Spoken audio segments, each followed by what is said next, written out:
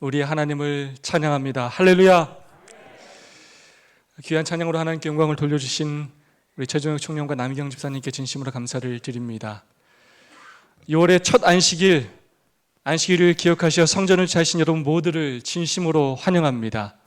특별히 충청앞에 대속교회 이재천 목사님과 성도님들, 그리고 청주 성북교회 이중선 목사님과 성도님들, 그리고 입장교회 장도진 목사님과 성도님들, 우리 직산 새하늘교회 정상성 장로님, 그리고 충청앞에 선교부장이신 우리 김유선 목사님 진심으로 환영합니다. 또 저희 앞에 총무이신 우리 박일규 목사님과 사모님 진심으로 환영합니다. 오늘 또 오랜만에 우리 이교수 성도님 함께 예배드리기 위해서 너무나 반갑고요. 또 우리 조민영 집사님의 지인인 우리 김혜림 청년이 오늘 처음으로 또 저희 교회를 방문해 주셨습니다. 진심으로 반갑습니다. 특별히 충청 앞에 많은 성도님들께서 이른 아침부터 먼 길 오셨습니다. 정말로 수고 많으셨습니다. 하나님께서 우리에게 특별한 만남을 허락하셨습니다. 이 일에 하나님의 섭리가 있음을 믿습니다. 아무쪼록 오늘의 이 만남과 경험이 서로의 교회에 놀라운 축복이 될 수 있기를 간절히 소망합니다.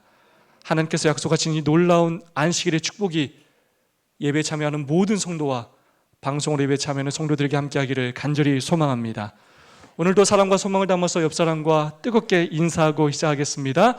하늘까지 함께 갑시다 라고 서로 눈을 마주치시고 안아주시면서 인사하시면 감사하겠습니다.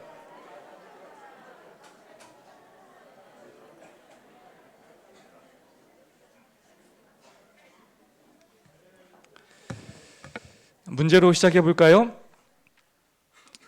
이 우스꽝스러운 조각상은 이탈리아 북부 토리노 고고학 박물관에 있는 조각상입니다. 이 생김새가 어떠하냐면 머리숱이 무성한 앞머리, 그에 비해 머리카락이 한 올 없는 맨들맨들한 뒷머리를 가지고 있습니다. 어깨와 발에 날개가 달려있고 손에는 저울과 칼을 들고 있습니다. 이 앞머리가 무성한 이유는 사람들이 봤을 때 쉽게 붙잡을 수 있게 하기 위함이고, 뒷머리가 대머리인 이유는 그 순간이 지나간 후에는 다시 잡지 못하게 하기 위함이라고 합니다. 이 날개가 달린 이유는 최대한 빨리 사라지기 위함이고, 저울을 들고 있는 이유는 잡을지 말지 정확히 판단하기 위함이라고 합니다. 칼을 든 이유는 칼같이 결단을 내리라는 의미라고 합니다. 이 조각상은 그리스 신화 제우스의 아들인 카이로스입니다. 자, 이제 문제입니다. 그렇다면 카이로스는 뭐뭐의 신이라고 불려지는데 과연 뭐뭐의 신일까요? 두 글자입니다. 우리 아시는 말 한번 손 들어볼까요? 네, 우리 서지현 집사님. 기회? 네, 정답입니다. 우리 서지현 집사님 이런 거 은근히 잘 맞히십니다. 기회의 신이라고 불려진다고 합니다. 이 조각상은 기회를 잡는 것의 중요성에 대해서 말해주고 있습니다.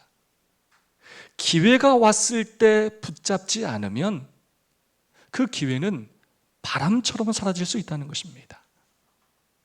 기회가 왔을 때 바르게 판단하고 칼같이 결단을 내려서 그 기회를 잡아야 한다는 것입니다. 하버드 새벽 4시 반이라는 책이 있습니다. 세계 최고 대학의 학생들이 들려주는 성공 습관에 관련된 책입니다. 거기에 이런 글이 나옵니다. 누구에게나 기회는 있다. 그러나 아무나 기회를 알아보지는 못한다. 24시간이 동일하게 누구에게나 주어지지만 또한 특별히 성공할 수 있는 그 기회가 많은 사람들에게 주어지지만 누구나 그 기회를 알아보지는 못한다는 것입니다. 기회를 주었을 때 그 기회를 잡지 못하고 나중에 괜히 남을 원망하고 책임 전가를 하기 쉽다는 것입니다. 기회를 알아보고 그것을 잡는 사람이, 활용하는 사람이 마침내는 인생에서 성공한다는 것입니다. 이번 주 사도행전 묵상 챕터인 제39장 가이사랴에서의 재판에서 저의 마음속에 가장 깊이 와닿은 단어는 바로 기회라는 단어였습니다. 이 가이사랴 재판 챕터에 등장하는 주인공이 두 사람이 있습니다. 누구입니까? 바로 사도 바울과 총독 벨릭스입니다.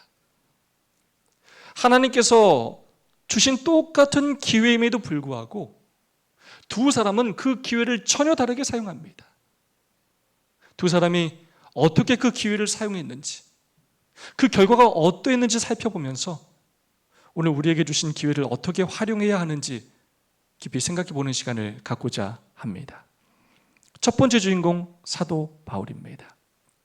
사도 바울은 하나님께서 주신 기회를 충실히 활용하였습니다. 하나님의 은혜로 인도하심으로 바울은 무사히 예루살렘에서 가이사랴로 오게 되었습니다. 그리고 가이사랴에서 총독 벨릭스 아래서 재판을 받게 되었습니다. 유대인들은 여전히 바울을 죽이기 위해 변사 더둘로와 함께 예루살렘으로부터 왔고 거짓으로 바울을 고소하였습니다. 그러나 유대 총독으로 오랫동안 있었던 벨릭스는 유대인들의 성향에 대하여 너무나 잘 알고 있었고 그들의 하는 그 고소가 거짓임을 알고 있었습니다.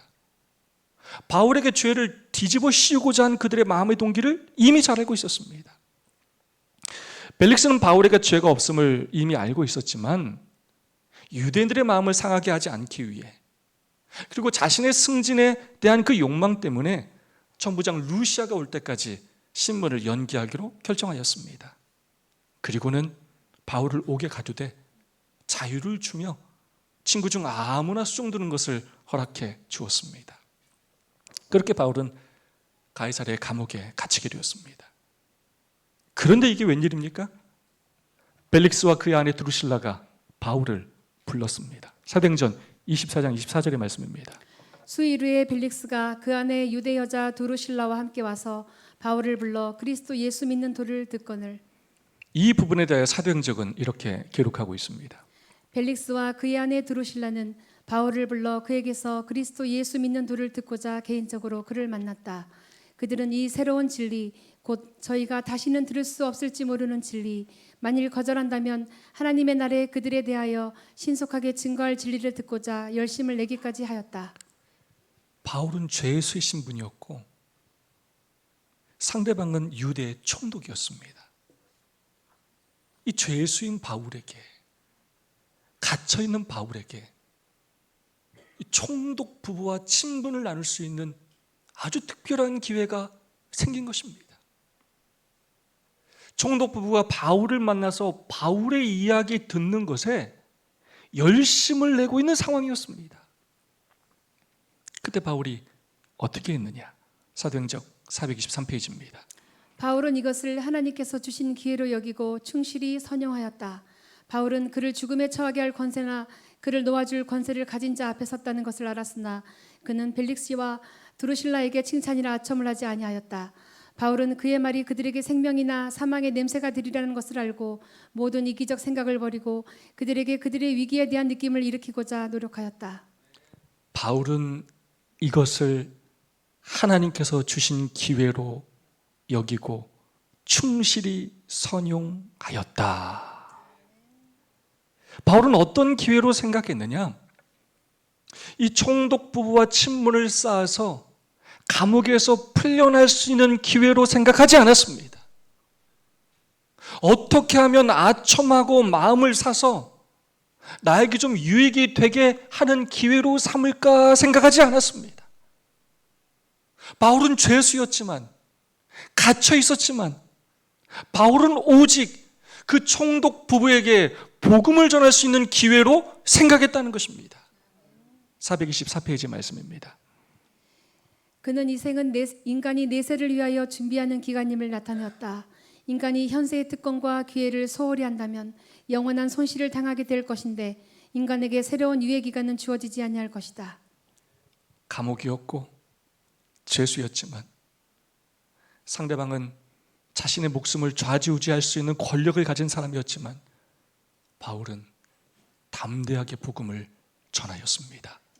의와 절제와 장차 오는 심판에 대하여 부부에게 가르쳤습니다. 지금까지 벨릭스에게 이렇게 담대하게 당신의 삶이 심판받을 것이다 라고 그의 성품과 행동에 흠이 없지 않다고 말한 사람은 한 사람도 없었습니다. 그러나 바울은 담대하게 그가 죄에서 회개할 것을 권고하였습니다. 사도행적 423페이지입니다. 바울은 인간을 두려워하지 아니하였다. 바울은 자기를 죽일 수 있는 그의 권세를 두려워하지 않았습니다. 내가 괜히 이렇게 말했다가 총독에게 미움을 받고 잘못되면 어떻게 하나 걱정하지 않았습니다. 바울은 하나님께서 주신 바로 그 기회, 다시 오지 못할 수 있는 그 기회를 놓칠 수가 없었습니다. 그는 담대하게 그 기회가 아니면 벨릭스에게 전할 수 없는 그 기별을 전하였습니다. 어떻게 바울은 두려움 없이 감옥에서 죄수의 신분으로, 그것도 총독에게 그렇게 말할 수 있었는가? 사도행적 427페이지는 그 이유를 이렇게 기록하고 있습니다. 그는 그가 하나님의 수중에 있다는 것을 느꼈으며 자신에 대한 하나님의 목적을 방해하고자 하지 아니하였다. 아멘. 여러분, 얼마나 감동적인 표현입니까? 자신이 하나님의 수중에 있다는 것을 느꼈다는 것입니다. 나를 이 감옥으로 인도하신 분도, 이 감옥에서 벨릭스 부부를 만나 복음을 전하게 하신 분도 하나님이심을 믿었기 때문이라는 것입니다. 그렇기 때문에 그는 벨릭스를 두려워하지 않고 그 기회를 귀하게 여기며 벨릭스 부부에게 복음을 전했다는 것입니다. 하나님께서 주신 이 기회를 너무나 귀히 여기는 바울의 이런 모습은 지금까지 바울의 모든 삶에서 볼 수 있는 모습이었습니다. 더들로가 바울을 고소하면서 이 사람은 연병이라고 말한 것처럼 바울은 정말로 전염병처럼, 전염병이 사람과 장소와 상황을 가리지 않고 전염시키는 것처럼 바울은 가는 곳마다 만나는 사람마다 그곳이 어디이든 상황이 어떠하든지 그것이 하나님께서 주신 기회임을 믿고 자신이 하나님의 수중에 있음을 믿고 그 기회를 활용하였습니다. 모든 기회를 활용하여 희생하고 헌신하며 복음을 전하였습니다. 그래야 그를 통하여 소아시아뿐만 유럽에 그리고 온 세상에 복음이 전파되었고 많은 교회들이 세워졌으며 그는 비록 로마에서 순교하지만 영생을 소유했을 뿐만 아니라 여전히 많은 그리스도인들에게 사랑받고 존경받는 예수님의 제자가 되었습니다. 두 번째 주인공은 벨릭스입니다. 벨릭스는 바울과 정반대였습니다. 벨릭스는 하나님께서 주신 기회를 멸시하였습니다.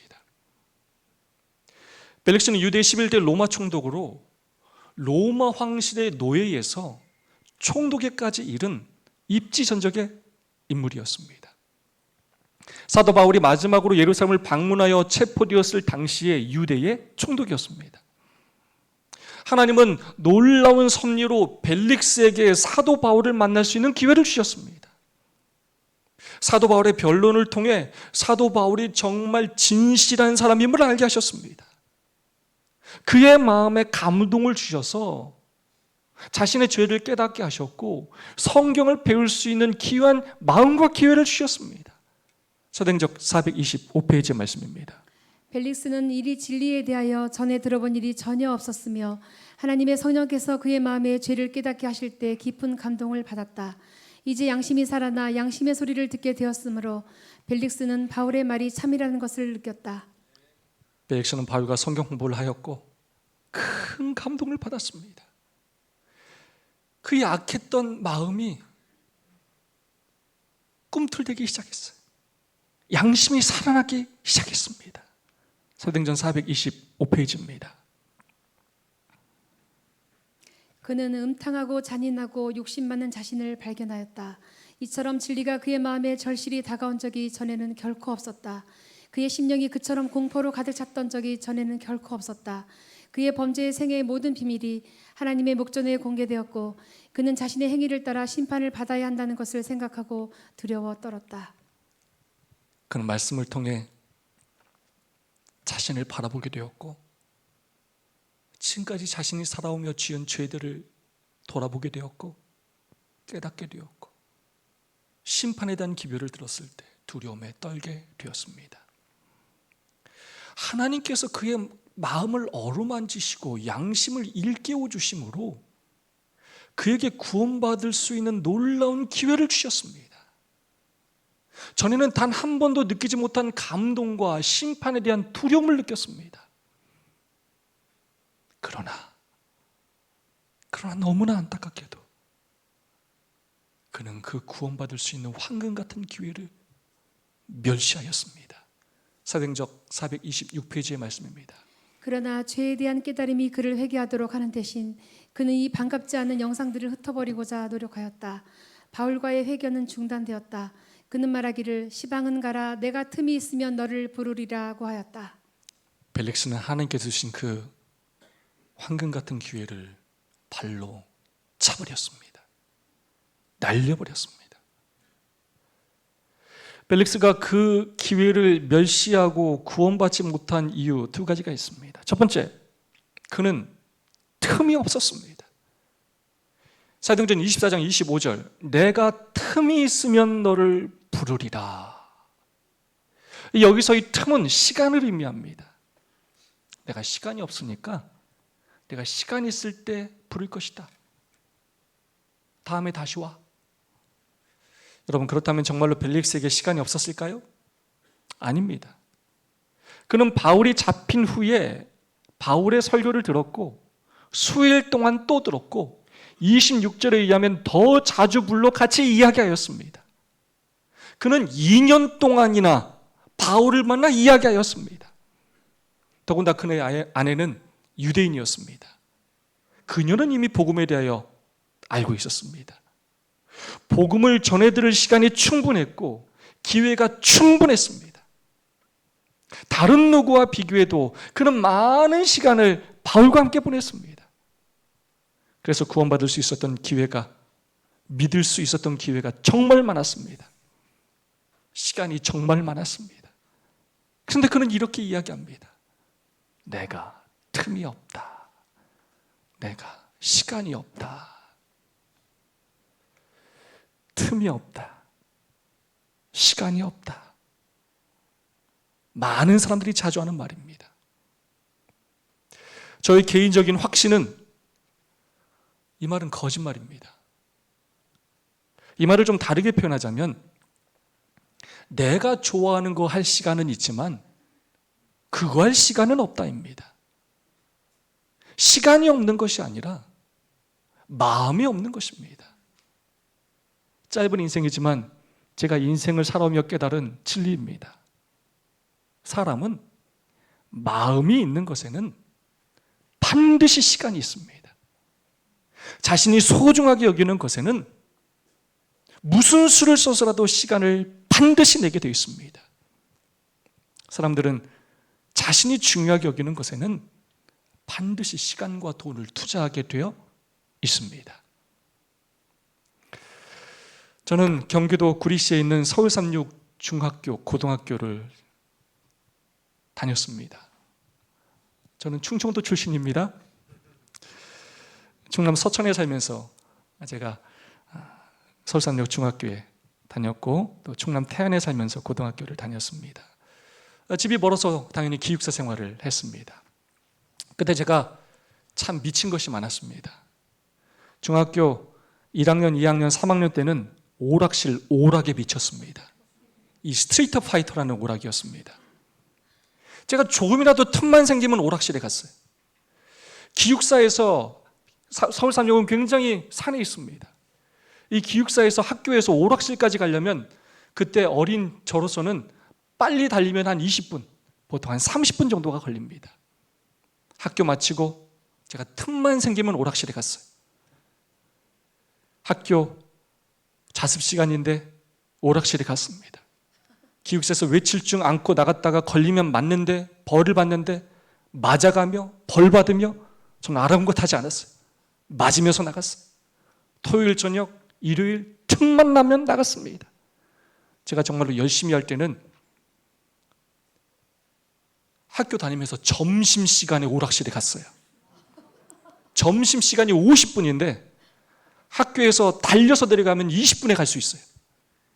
밥 안 먹고 종 치자마자 20분 내려가서 달려서 오락 한 판 하고 20분 달려 올라오고, 그렇게 오락 한 판 하려고 그 먼 곳을 제가 미친 듯이 달렸던 적이 제법 있었습니다. 제가 그런 사람입니다. 틈만 나면, 아니 틈을 내서 오락을 난 사람이에요. 그거 한번 잘해보겠다고, 남들 한번 이겨보겠다고. 남들은 생각도 하지 못하던, 불가능하다고 생각했던 그 일을 저는 젊은 나이에 이미 해낸 것입니다. 제가 중3 때부터는 농구에 미쳤습니다. 제가 어느 정도 미쳤느냐, 이게 서울삼육 고등학교 지금의 운동장이고요, 저 위에가 서울삼육 고등학교 교실이에요. 이 옆에가 이제 중학교 교실입니다. 쉬는 시간이 10분인데 종 딱 치면 슛 한 번 던져보려고 저 교실에서부터 여기까지 달려 내려와서 슛 한 번 던지고 다시 올라갔어요. 점심시간, 저녁시간, 기숙사 취침 시간에 나가서 하기도 하고, 심지어 새벽에 일찍 일어나서 혼자 나가서 슛 연습을 하기도 했습니다. 당시에 제가 새벽 기도는 안 해도 새벽 농구를 했어요. 같이 할 사람이, 이렇게 열심히 하는 사람은 저밖에 없었기 때문에 저 혼자 했어요. 틈만 나면 했어요. 아니 틈을 찾아 했습니다. 직접 하지 못할 때는 늘 머릿속에 그렸어요. 어떻게 해야 더 잘 들어갈까? 어떻게 해야 더 잘할까? 그 생각을 했습니다. 아무튼 미친 듯이 했습니다. 하나에 미치면, 그 하나가 마음을 차지하면 다른 마음이 생각나지 않는 것입니다. 다른 것을 할 틈이 없는 것입니다. 마음의 여유가 없는 것입니다. 당시에 벨릭스는 틈이 없었습니다.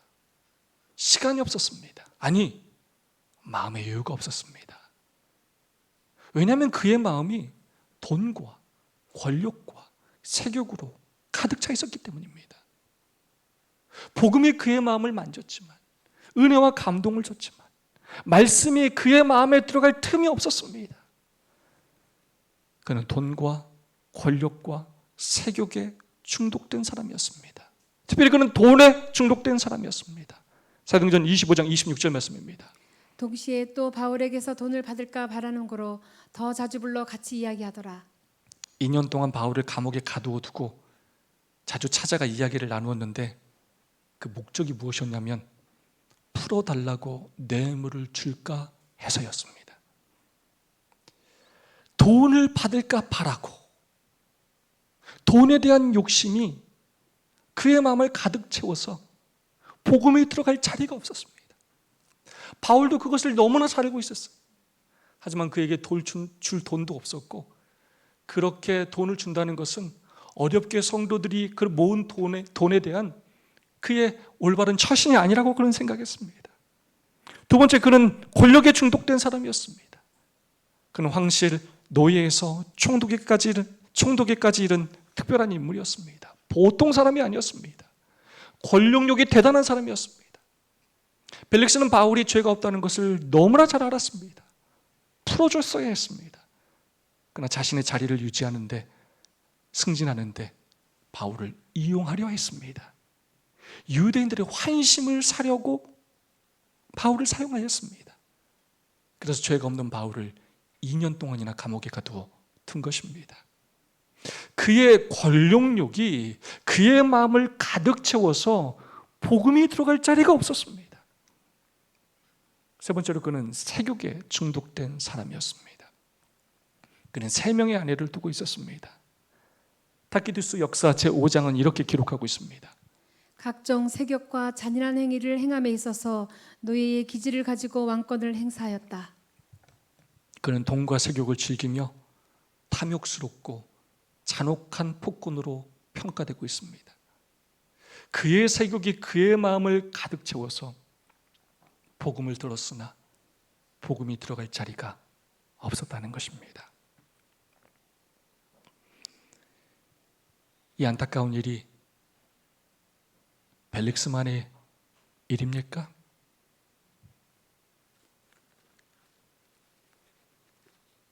오늘 우리의 마음은 무엇으로 가득 차 있습니까? 남은 교회에 진리교회 다니지만 놀라운 복음을 알고 있고 하나님께 헌신할 놀라운 구원의 특권과 사명을 갖고 있지만 우리 또한 우리의 마음에 틈이 없어서 우리의 마음에 너무나 세상 것이 가득 차서 우리도 구원을 놓치고 있지는 않습니까? 우리도 그 귀한 복음을 외면하고 있지는 않습니까? 하나님께서 주시는 그 놀라운 특권과 기회들을 허비하고 있지는 않습니까? 오늘 우리는 무슨 일에 우리의 마음을 빼앗기고 있습니까? 여러분은 무엇을 하는 일에 시간이 있는 사람입니까? 말씀을 듣고 기도하고 봉사하고 예배할 시간도 없을 정도로 하나님께서 주신 기회를 멸시할 만큼 틈이 없으면 안 되는 것입니다. 먹고 사는 일이 지금 당장은 우리를 살게 하는 것 같지만 그것만 추구하는 삶은 곧 끝이 오게 됩니다. 진정 우리를 살게 하고 진정 우리를 영원히 살게 하는 것이 무엇인지 오늘 우리는 기억해야 합니다. 말씀을 듣고도 아무 감동이 없고 변화의 욕구가 없을 정도로 마음에 틈이 없으면 안 되는 것입니다. 내 마음이 벨릭스처럼 완악해지진 않았는지 너무나 무뎌지진 않았는지 우리 자신을 돌아봐야 합니다. 내가 요즘 도대체 무엇에 마음을 빼앗기며 살고 있는지 잘 살펴봐야 합니다. 오늘 나의 마음에 예수님께서 들어오실 틈이 있는지 살펴봐야 합니다. 벨릭스가 그 기회를 멸시하고 구원받지 못한 이유 두 번째는 바로 그는 지체하였습니다. 사도행전 24장 25절의 말씀입니다. 바울이 의와 절제와 장차 오는 심판을 강론하니 벨릭스가 두려워하여 대답하되 시방은 가라. 시방은 가라. 지금은 안 된다. 나중에 다시 와라. 벨릭스는 바울에게 호감을 가지고 있었습니다. 성경을 공부해서 진리를 깨달았습니다. 성령의 감동하심으로 완악한 그가 지금 구원받을 수 있는 놀라운 기회를 얻게 되었습니다.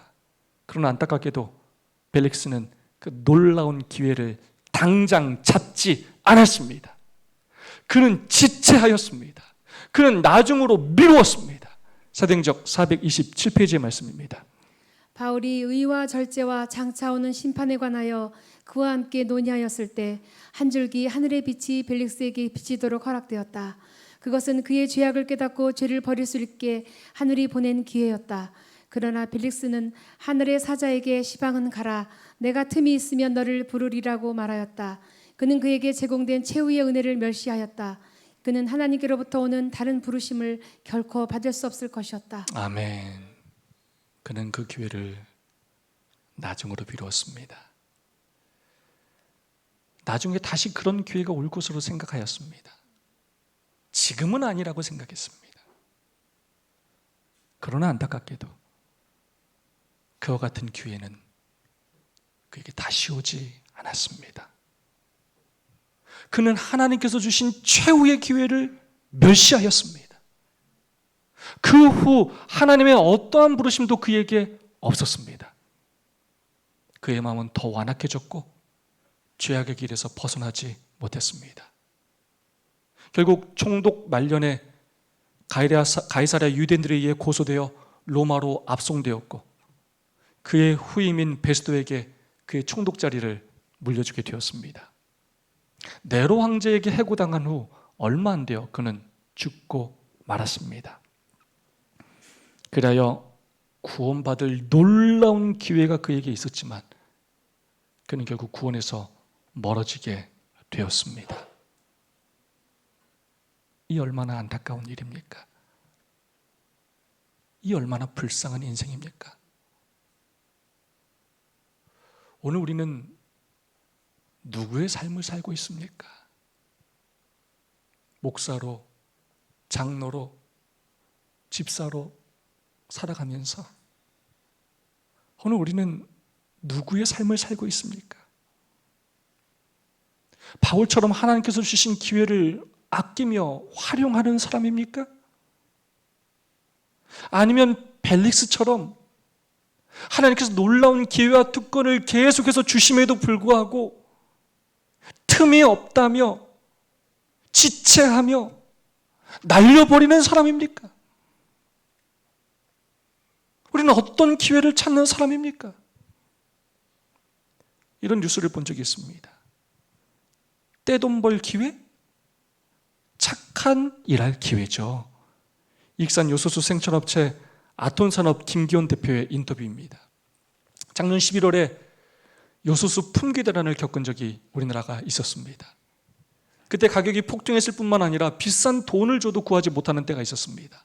바로 그때 예외인 곳이 있었습니다. 바로 전북 익산이었습니다. 왜냐? 하루에 100톤을 생산하는 이 아톤 산업이 있었기 때문이라고 합니다. 이 회사는 원료를 미리 충분히 확보해 놓은 덕에 쉼없이 요소수를 생산했다고 합니다.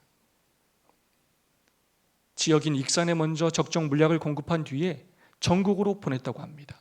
중요한 것은 가격을 올리지 않았습니다. 많은 사람들이 그에게 이렇게 말했습니다. 야, 지금은 떼돈 벌 수 있는 기회다. 맞습니다. 요소수는 꼭 필요하고 화물차는 꼭 넣어야 했기 때문에 정말로 많은 돈을 벌 수 있는 기회였습니다. 그러나 김기현 대표는 그렇게 하지 않았습니다. 김기현 대표는 이렇게 말했습니다. 떼돈 벌 수 있는 기회가 아니라 착한 일을 할 수 있는 기회죠. 참 멋진 사람 아닙니까? 돈을 벌 기회가 아니라 착한 일을 할 기회로 잡은 것입니다. 오늘 우리는 어떤 기회를 찾는 사람입니까? 요절하는 가수가 청춘 페스티벌이라는 행사에서 했던 말입니다. 3년 전에 제 동생이 교통사고로 죽었어요.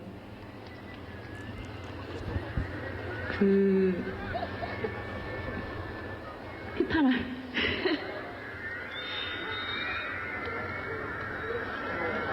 청량리역에서 지하철 공사를 하던 포크레인에 깔려서 즉사했습니다.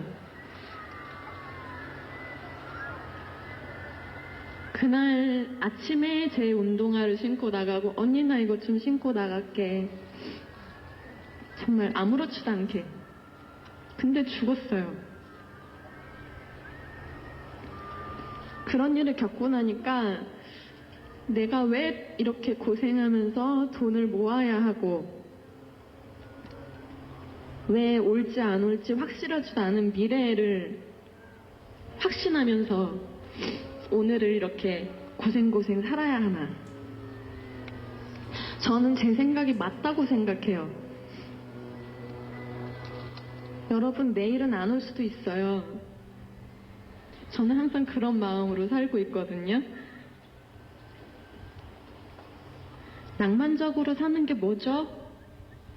라고 궁금해하시는 분들에게 저는 이렇게 얘기를 드리고 싶어요. 오늘이 나의 마지막 하루라고 생각하고 사는 삶.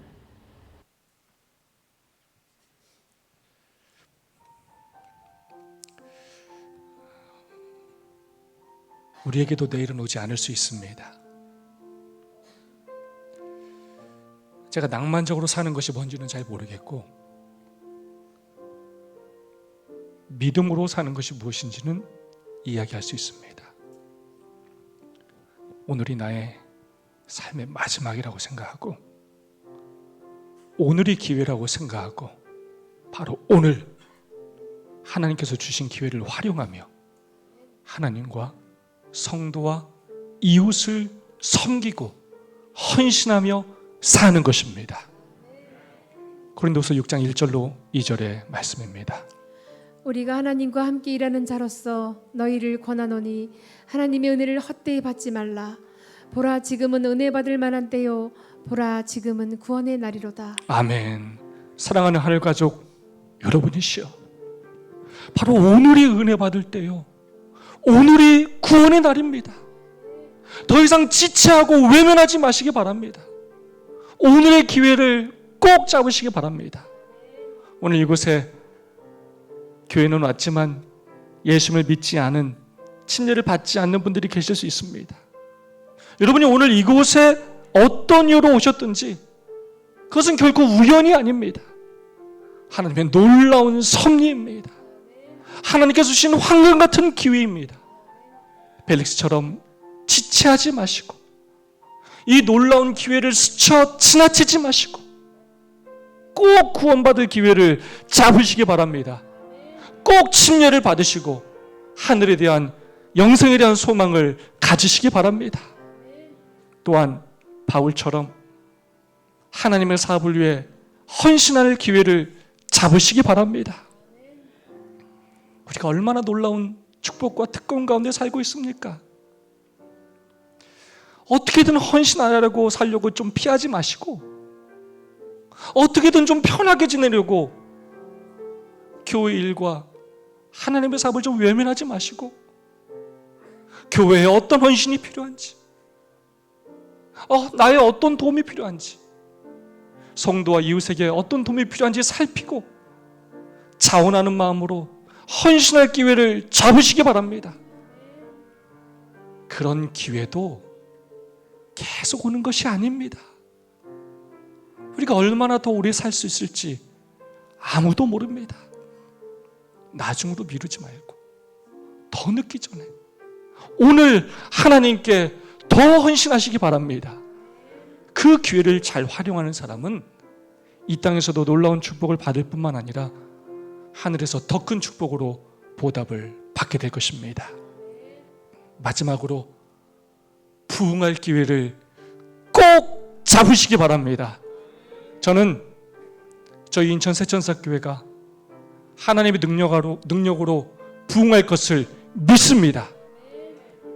저는 이 재림교회가 변화됐으면 좋겠고 부흥했으면 좋겠습니다. 능력 있는 교회가 되었으면 좋겠습니다. 살아 움직이는 교회가 되었으면 좋겠습니다. 하나님께 주신 이 놀라운 기회와 축복들을 외면하지 않고 그 축복에 합당한 삶을 사는 교회가 되었으면 좋겠습니다. 하나님께서 이 교회에 놀라운 기회를 주시고 우리의 기도에 응답하시며 저희를 연약하지만 모델교회로 사용해 주심을 믿습니다. 저와 여러분과 이 교회가 하나님의 수중에 있음을 믿습니다. 이 교회가 부흥하기를 간절히 소망합니다. 하나님께서 부흥할 수 있는 놀라운 기회와 특권을 주셨습니다. 틈이 없다고 외면하지 마시고 나는 아니라고 여러분 나를 제외하지 마시고 더욱더 한 마음과 한 뜻으로 헌신해서 살아생전에 우리 교회가 부흥하는 경험을 꼭 한번 해봤으면 좋겠습니다. 오늘 저희 교회를 방문해 주신 충청앞에 하늘 가족들에게도 호소를 드립니다. 이렇게 먼 곳까지 탐방하러 온다는 것 대단한 일입니다. 결코 가벼운 일이 아닙니다. 하나님께서 여러분 마음에 역사하셨고 인도해 주셨음을 믿습니다. 열린 마음으로 변화되고 또 배우려는 부흥하려는 의지가 있음을 믿습니다. 함께 교회가 변화되고 부흥할 수 있는 이 기회를 꼭 잡게 되기를 소망합니다. 함께 하나님의 남은 교회인 재림교회가 더 능력 있게 변화되고 부흥될 수 있도록 몸부림치게 되기를 소망합니다. 미약하고 부족하지만 함께 변화를 위해 끊임없이 기도하며 협력하며 도역하게 되기를 소망합니다. 합회를 떠나서 이 재림교회가 마지막 사명을 잘 감당할 수 있도록 기관 주변에 없다 하더라도 우리들의 교회가 변화되고 부흥할 수 있다는 희망을 품으며 한국 재림교회 변화의 희망들이 되기를 간절히 소망합니다. 사도행전 423페이지입니다. 바울은 이것을 하나님께서 주신 기회로 여기고 충실히 선용하였다. 아멘. 저 여러분 모두가 벨릭스가 아닌 사도 바울처럼 자신의 모든 삶을 하나님께서 주신 그 기회로 여기며 그 모든 기회를 활용하여 충성되게 헌신하며 살아가는 저 여러분 모두가 되기를 진심으로 간절히 바라면서 오늘의 말씀을 마치겠습니다. 두 분씩 짝을 지으시고 오늘 받은 은혜와 결심을 나누는 시간을 갖도록 하겠습니다. 오늘 4분의 시간을 드리겠습니다. 두 분씩 짝을 지으셔서 오늘 받은 은혜 그리고 결심까지 꼭 한 분에 2분씩 나누어 주시기를 부탁드리겠습니다.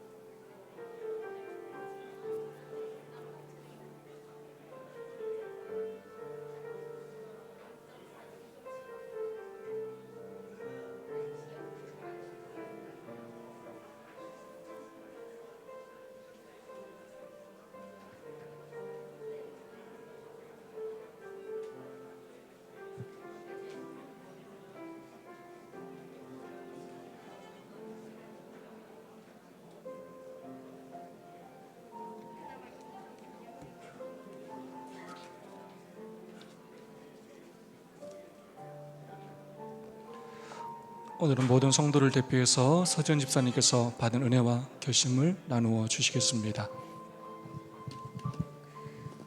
안녕하세요.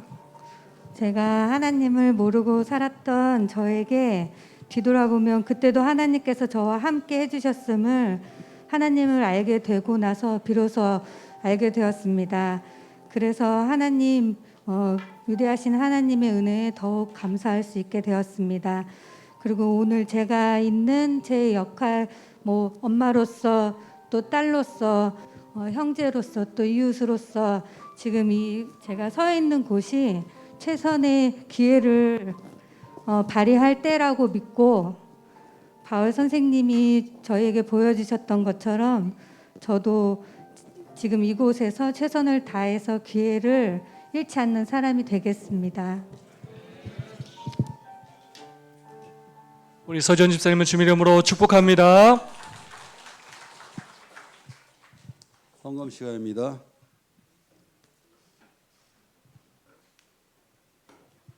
이것이 곧 적게 심는 자는 적게 거두고 많이 심는 자는 많이 거둔다 하는 말이로다. 고린도후서